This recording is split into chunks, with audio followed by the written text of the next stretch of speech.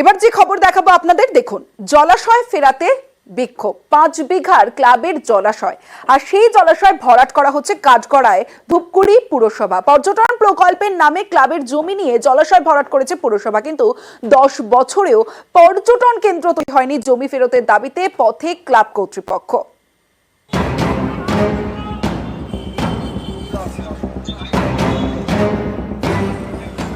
এই যে মাঠ দেখছেন, কয়েক বছর আগে এখানে ছিল জলাশয়, কিন্তু ভরাট হয়ে গেছে। কোনো প্রমোটার বা জমি মাফিয়া নয়, জলাশয় ভরাট করেছে জলপাইগুড়ি ধূপগুড়ি পুরসভা।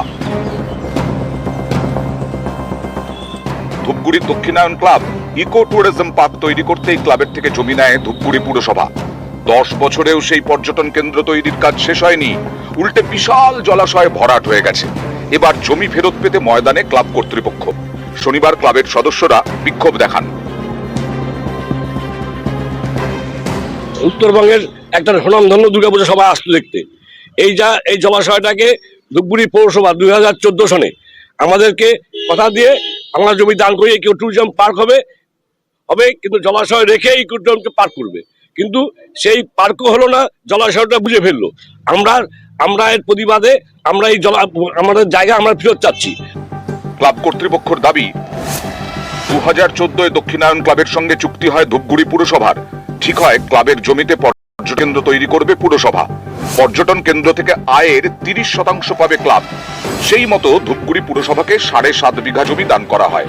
এর মধ্যে 5 বিঘার জলাশয় ছিল, সেটা ভরাট করেছে পুরসভা। বাকি জায়গার কিছু অংশে নির্মাণ কাজ শুরু হলেও শেষ হয়নি। 2014 চুক্তির পর 10 বছর কেটে গেছে, পর্যটন কেন্দ্র তৈরির কাজ শেষ হয়নি। এবার চুক্তি বাতিলের দাবিতে সরব ক্লাব কর্তৃপক্ষ। যে কন্ডিশনগুলো ছিল তার মধ্যে সবচেয়ে বড় কন্ডিশন ছিল যে যদি তারা ইকো ট্যুরিজম পার্ক করতে না পারে তাহলে জমি ক্লাবকে ফেরত দিতে বাধ্য থাকবে। 10 বছর হয়ে গেল, তারা কাজ শুরু করার পরে খানিকটা কাজ করে কাজ বন্ধ করে দেয়, আর বোর্ড চেঞ্জ হওয়ার পরে আর কোনো কাজ করে না, যার ফলে এখন আমরা আমাদের জায়গা ফেরত পেতে চাই শর্ত অনুযায়ী, যার জন্য আমরা নতুন করে আন্দোলন করছি।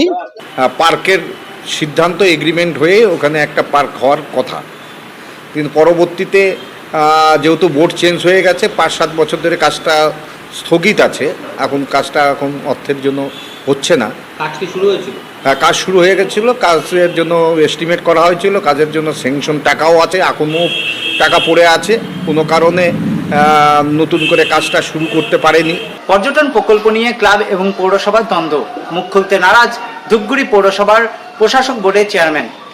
জলপাইগুড়ি ধূপগুড়ি থেকে Rocky Chowdhury, news 18 Bangla. Mangrove দুর্যোগের মুখে প্রকৃতির ঢাল। একাধিক ঘূর্ণিঝড় থেকে কলকাতা সহ দক্ষিণবঙ্গের বিস্তীর্ণ এলাকাকে বাঁচিয়েছে সুন্দরবনের ম্যানগ্রোভ। সেই ম্যানগ্রোভই ধ্বংস করা হচ্ছে। পাথর প্রতিমায় ম্যানগ্রোভ কেটে তৈরি হচ্ছে মাছের ভেড়ি।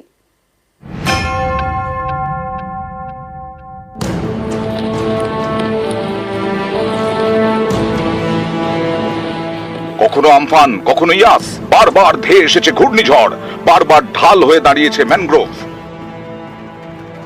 প্রাকৃতিক ঢাল সেই ম্যানগ্রোভই ধ্বংস করা হচ্ছে সুন্দরবনে। সুন্দরী, গরান, গেওয়ার জঙ্গল, সুন্দরবন, ম্যানগ্রোভ অরণ্য, বারবার বিভিন্ন ঘূর্ণিঝড়ে ঢাল হয়ে দাঁড়িয়েছে এই ম্যানগ্রোভ। কলকাতা সহ দক্ষিণবঙ্গের বিস্তীর্ণ এলাকার সুরক্ষা প্রাচীর। সেই সুন্দরবনেই কয়েক বিঘে ম্যানগ্রোভ কেটে তৈরি হচ্ছে মাছের ভেড়ি। দক্ষিণ 24 পরগনার পাথর প্রতিমা। এখানকার তারানগরের পাশেই রয়েছে কালনাগিরি নদীর খাঁড়ি। সেই খাঁড়ির পাশেই ম্যানগ্রোভ কেটে সাফ করা হচ্ছে বলে অভিযোগ। ম্যানগ্রোভ বাঁচাতে পথে নেমেছেন স্থানীয়রা। শনিবার বিক্ষোভ দেখানো হয় পাথর প্রতিমার তারানগরে। রাতারাতি ওরা গাড়ি নিয়ে এসে গাছপালা নষ্ট করে ওরা মাটি কাটে। আমরা এসে বাধা দিতে আমাদের হুমকি। তাই আমরাও চাচ্ছি যে গ্রামবাসীকে নিয়ে আমরা জঙ্গল যেভাবে আছে সেইভাবে থাকবে, আমরা রক্ষা করব। ম্যানগ্রোভ থাকলে পরিবেশ বাঁচবে, ঘূর্ণিঝড় থেকে বাঁচাবে, কিন্তু তাতে কি? গাছ থেকে তো আর মাছের মতো আয় নেই, তাই ম্যানগ্রোভ কেটেই তৈরি হচ্ছে মাছের ভেড়ি। ম্যানগ্রোভ ধ্বংসের প্রতিবাদ করলে হুমকি দেওয়া হচ্ছে বলে অভিযোগ। গাছগাছাড়ি যা ছিল বাবা সব কাটা ওরা মেশিন লাগছে, গাছগাছাড়ি কাটা মাটির ভিতরে ঢুকে দিচ্ছে। আমরা যখন বলতে আসছি আমাদের উপরে খেপে যাচ্ছে মারধর করতে। আমরা কিনেছি, তোমাদের এখানে কোনো অধিকার নেই। ওখানে আমাদের উপযুক্ত কাগজ আছে, আমাদের নামে রেকর্ডও আছে। আর যেটা ঘেরা হচ্ছে ওটা হচ্ছে কোনো গাছপালা নেই, ওটা জঙ্গলও নয়। আমরা যদি ওটা ঘিরে নিতে পারি তাহলে জলটা নদীতে পেরোবে না এবং সাধারণ মানুষের সুবিধা হবে। মাটি কাটছে, এইটুকু একটা রিপোর্ট আছে। মাটি যারা কাটছিলেন তাদের ফোন করে বলেছিলাম ব্যাপারটাকে সলভেশন নিজেদের মধ্যে করে নেওয়ার জন্য। আচ্ছা, আপনার কি মনে হয় ম্যানগ্রোভ কেটে যদি নিজের জায়গা হয় কেউ কি পারবে কোনো জায়গায় দখল না, করতে? সেটা হওয়া উচিত নয়। ম্যানগ্রোভ ধ্বংস করে কোনো কাজ করাটাও ঠিক নয়। মাঝে মধ্যেই সুন্দরবনে ম্যানগ্রোভ ধ্বংসের অভিযোগ ওঠে। রাস্তা থেকে বাড়ি কিংবা মাছের ভেড়ি তৈরির জন্য কোপ পড়ে ম্যানগ্রোভে। অভিযুক্তদের গ্রেপ্তারও করা হয়। তারপরেও পাথর প্রতিমায় চলছে ম্যানগ্রোভ ধ্বংস। পাথর প্রতিমা থেকে বিশ্বজিৎ হালদার, নিউজ 18 বাংলা। গরমের মাঝেই গাছে কোপ। বন দপ্তরের অনুমতি ছাড়াই কোথাও গাছ কাটছে পুরসভা, কোথাও আবার পঞ্চায়েত। বাঁকুড়ার বিষ্ণুপুরে একাধিক পুরনো গাছ কাটা হয়েছে। অন্যদিকে নদিয়ার কালীগঞ্জেও পুরনো গাছ কাটা শুরু হয়েছিল, তবে স্থানীয়দের তৎপরতায় তা বন্ধ। পুরনো গাছ ছায়া দেয়, পরিবেশ বাঁচায়, সে গাছেই কোপ। 9টি গাছ কাটার বরাদ দিয়েছে বাঁকুড়ার বিষ্ণুপুর পুরসভা। সেই মতো শনিবার সকালে কাজ শুরু।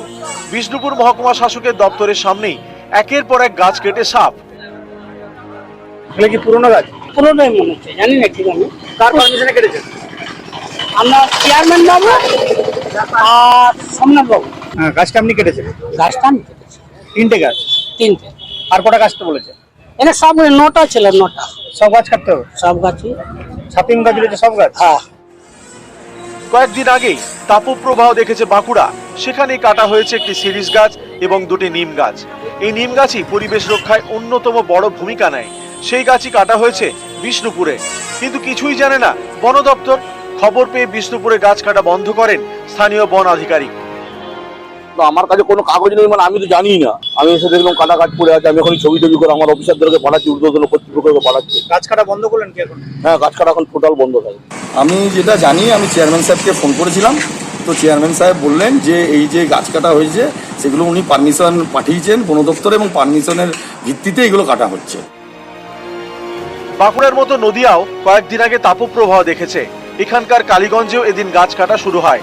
স্থানীয়দের দাবি, প্রায় 90 বছরের বেশি পুরনো গাছ কাটা শুরু করে স্থানীয় মেলা কমিটি। প্রতিবাদে বিক্ষোভ দেখাতে শুরু করেন গ্রামবাসীরা। যখন বাধা দিই তখন আমরা শুনতে পাই যেখানে যে 4টে গাছ বা পারমিশন করে নিয়ে এসছে, যে 4টে গাছ শুকিয়ে গেছে বা মৃত্যু হয়ে গেছে। আপনারা দেখতে পাচ্ছেন এখানে 4টে গাছ, একটা মৃত্যু নেই, সবই জীবিত গাছ আছে। আমরা অলরেডি জায়গায় 6খানা গাছ লাগিয়েছি, তার পেপারস আমার কাছে আছে। এখানে মসজিদ আছে, মাদ্রাসা আছে, তাতে ক্ষতিগ্রস্ত হচ্ছে, ছাদে নোংরা হচ্ছে, ছাদ ভেঙে পড়ে যাবে। সেখানে আমরা সবাই মিলে বসে সিদ্ধান্ত নিয়েছি যে গাছটা অবশ্যই কাটার প্রয়োজন আছে। কালীগঞ্জের পুরনো তেঁতুল গাছ অনেকটা জায়গা জুড়ে ছায়া দেয়। এই গাছই কাটা শুরু হয়েছিল, তবে গ্রামবাসীদের চাপের মুখে গাছ কাটা বন্ধ হয়। পঞ্চায়েতের পাশে যে গাছটা আছে, মানে কোড়াই গাছ, সেটা ছাদের উপরে পড়ে মানুষের ক্ষতি হতে পারে। মসজিদের পাশে যে গাছটা আছে সেটাও ছাদে পড়ে ক্ষতি হতে পারে। তার জন্য আমার এই মতে আমার অনুমতি দেওয়া আছে। আজকে যে ঝামেলাটা হয়েছে এই বিষয়ে আমার কিছু জানা নেই, এখন আপাতত বন্ধ হয়ে গেছে। গাছ বাঁচলে পরিবেশ বাঁচবে, এই নিয়ে লাগাতার প্রচার চলে। তারপরেও একের পর এক গাছে কোপ, বন দপ্তরের অনুমতি ছাড়াই। নিউজ 18 বাংলা। মহিষাদলে রেশনে কারচুপির অভিযোগ। দোকানে ঢুকে ডিলারকে ঘিরে বিক্ষোভ গ্রাহকদের। মহিষাদলের ছবিটা দেখাবো। মহিষাদলে রেশনে কারচুপির অভিযোগ। রেশন ডিলারের বিরুদ্ধে দুর্নীতির অভিযোগ, অনিচ্ছাকৃত ভুলের দাবি অভিযুক্ত ডিলারের। তুই এইগুলাকে কবে করছু? অনলাইনে সার্চ করে দেখলাম যে ও ক্যান্ডিডেটের মাল বেরিয়ে যাচ্ছে, মারা গেছে, ওনার কাছে সব ডেথ সার্টিফিকেট জমা দিয়ে গেল। ওই যে জমা দিয়ে গেল ওটা ডাস্টবিনে ও ফেলে দিত। কেন? এই মালটাকে ও নিজের নেওয়ার জন্য। সমস্ত মাল বেরাচ্ছে অথেন্টিকেশনের মাধ্যমে, কিন্তু গ্রাহককে সেই যে মোরা লোকের বাদ দিয়া ওজন করে দিয়ে দিচ্ছি। দুর্নীতি এখানে আমি খুব সেরকম কিছু করিনি। অজান্তে কোনো কিছু যদি হয়ে যায় সেটা আমি মার্জনীয়, আমাকে ক্ষমা পাতে চাচ্ছি। অরিজিনালি বিল দিই, প্রত্যেকটা হচ্ছে যে ওই বিরোধে দেরি হয়ে বলে আমি খদ্দারকে তাড়াতাড়ি করার জন্য প্রত্যেকটা হয়তো এই করা হয়। এবার আসানসোলের ছবিটা দেখাবো আপনাদের। খাবার জলের দাবিতে পথ অবরোধ, যে ছবি আপনারা দেখছেন আসানসোলের ছবি। খাবার জলের দাবিতে রীতিমতো ধুন্ধুমার পরিস্থিতি। প্রচুর পুলিশ বাহিনী ঘটনাস্থলে এসে পরিস্থিতি নিয়ন্ত্রণ করে, কারণ কুলটি থানার ডিসেরগড় পোস্ট অফিস মোড়ে রীতিমতো অবরোধ আসানসোলের শাকতরিয়া হুসেনিয়া মোড়ে। তৃণমূল নেতা চন্দন আচার্যের নেতৃত্বে অবরোধ, ঘটনাস্থলে গিয়ে বিক্ষোভের মুখে পুরসভার ইঞ্জিনিয়ার, পরে পুরসভার আশ্বাসেই ওঠে অবরোধ। একটা ভালভ লিক ছিল, সেই ভালভ লিকের জন্য ট্যাঙ্কিতে পর্যাপ্ত জল উঠছিল না। টিআইসির মধ্যস্থতায় বসে একটা কথা বলা হলো, কালকে লেবার আসবে, ওই লিকের কাজ কালকে সারা হবে। 5 নম্বর বা 7 নম্বরের যে সমস্যা, সেটা একটা ক্রুশিয়াল সমস্যা হলো ওভার কানেকশনের জন্য, যে কানেকশন দরকার তার থেকে বেশি ওভার কানেকশন হয়ে গেছে বলে জলটা পড়ছে না। একটা সেপারেট পাইপ লাইনে কাজ চলছে, ওটা 1 মাস সময় লাগবে। যতদিন না হয় ততদিন পর্যন্ত এরা 2 ট্যাঙ্কার করে জল 5 নম্বর 7 নম্বর বাসগুলোর জন্য পাঠাবে। কতক্ষণ ছিল আপনাদের প্রথম? আমাদের মোটামুটি ধরুন 2.5 ঘন্টা থেকে 3 ঘন্টা বন্ধ ছিল। বিক্ষোভ করছে তার কারণ হচ্ছে তাদের জলের টাইমিংটা কম হয়েছে। এবার জলের টাইমিংয়ের সমস্যা হচ্ছে, অন্য পাড়ায় এসে ভালটাকে বন্ধ করে দিচ্ছে। আপনার উপরে এলাকার মানুষরা অভিযোগ করছে কি আপনি ইনলিগাল পাইপ লাইন কানেকশনটা দিচ্ছেন? দেখুন, অভিযোগ তো যে কেউ করতে পারে, যে অভিযোগের জন্য প্রমাণ চাই, প্রমাণ যদি দিতে পারে আমি ইনলিগাল কানেকশন করেছি, আমি নিজে রিজাইন দিয়ে দেবো কাজ থেকে। সাংসদ হওয়ার পরই দেব বৈঠক করেন, আর দেবের বৈঠকের পরেই ঘাটাল মাস্টার প্ল্যানে গতি। ঘাটাল মাস্টার প্ল্যানের গতি বাড়লো, কারণ আজ ঘটনাস্থল পরিদর্শন করেন দাসপুর একে যান আধিকারিকরা। সেখানে গিয়ে সমস্ত বিষয় খতিয়ে দেখেন তারা। ঘাটাল মাস্টার প্ল্যান রূপায়ণে তৎপর সেচ দফতর। ভোটে জিতেই 12 জুন বৈঠক করেন ঘাটালের সাংসদ। আজ সরেজমিনে দাসপুরের সেচ দফতরের আধিকারিকরা ঘাটালে বন্যার জলের চাপ কমাতে দাসপুরের 2 খালে নজর। চন্দনেশ্বর ও শোলাটোপা খালকে গভীর করতে খননের ব্লুপ্রিন্ট। আজকে চিফ ইঞ্জিনিয়ার এবং পশ্চিমাঞ্চল জোনের যিনি ইঞ্জিনিয়ার আছেন ওনারা এসেছেন। কারণটা হলো যে ঘাটাল মাস্টার প্ল্যান, যেটা ভোটের আগে এমপি সাহেব দীপক অধিকারী যে কথা দিয়েছিলেন, সেই সঙ্গে মুখ্যমন্ত্রী এবং অভিষেক ব্যানার্জি বলেছিলেন যে ঘাটাল মাস্টার প্ল্যান কেন্দ্র টাকা না দিলেও রাজ্য সরকারই এটা বাস্তবায়িত করবে। তারই প্রথম ধাপ হিসাবে আজকে ওনারা এসেছেন এবং সার্ভের প্রক্রিয়া শুরু হবে। জাস্ট ওনারা দেখতে এসেছেন। সকলের উপস্থিতিতেই আমরা খোঁজখবর নিয়ে দেখছি যে খালটা কোনখান দিয়ে কাটা হবে, কতটা জায়গা আমাদের অধিগ্রহণ করতে হবে এবং কোন কোন এলাকা সরকারি খাস আছে সেখান থেকে নিয়ে যাওয়া যায় কিনা, এবং সেই সঙ্গে কতটা পরিমাণ জায়গা আমাদের শিলাপতিকে রেজিং করতে হবে, সেই ব্যাপারে প্রাথমিক আলোচনা চলছে। তাই আমরা উপস্থিত আছি।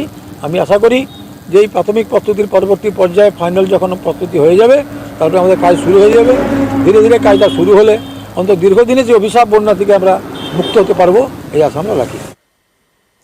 একদিকে যখন উত্তরে প্রবল বৃষ্টি, দক্ষিণে তখন তীব্র গরম। আর এই তীব্র গরমে একদিকে যেমন মানুষের নাভিশ্বাস, অন্যদিকে পাখিদের কথা অনেকেই চিন্তা করেন না হয়তো, কিন্তু এবার পাখিদের তেষ্টা মেটাতে বন দফতরের উদ্যোগ।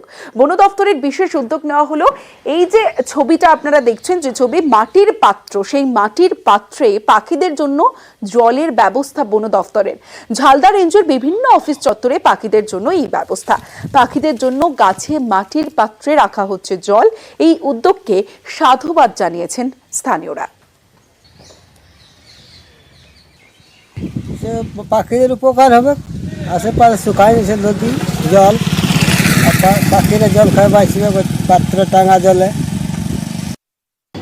আমরা এই বিশেষ উদ্যোগটা যেটা নিয়েছি সেটা হচ্ছে যে বিশেষ করে আমাদের পুরুলিয়া জেলাতে যেহেতু পাখির জীববৈচিত্র্য মানে খুব অসাধারণ, এই যে সমস্ত পাখি আমাদের গোটা পুরুলিয়া জেলায় আছে তারা যাতে সুস্থভাবে থাকে, ঠিকভাবে থাকে, তার জন্য আমরা আমাদের সমস্ত স্টাফ কম্পাউন্ডে মাটির পাত্রে জল রেখেছি, যাতে সেখানে এই সমস্ত পাখিরা এসে জলপান করতে পারে বা তাদের মতো করে তারা কিছুটা জলের যে শীতলতা সেটা অনুভব করতে পারে।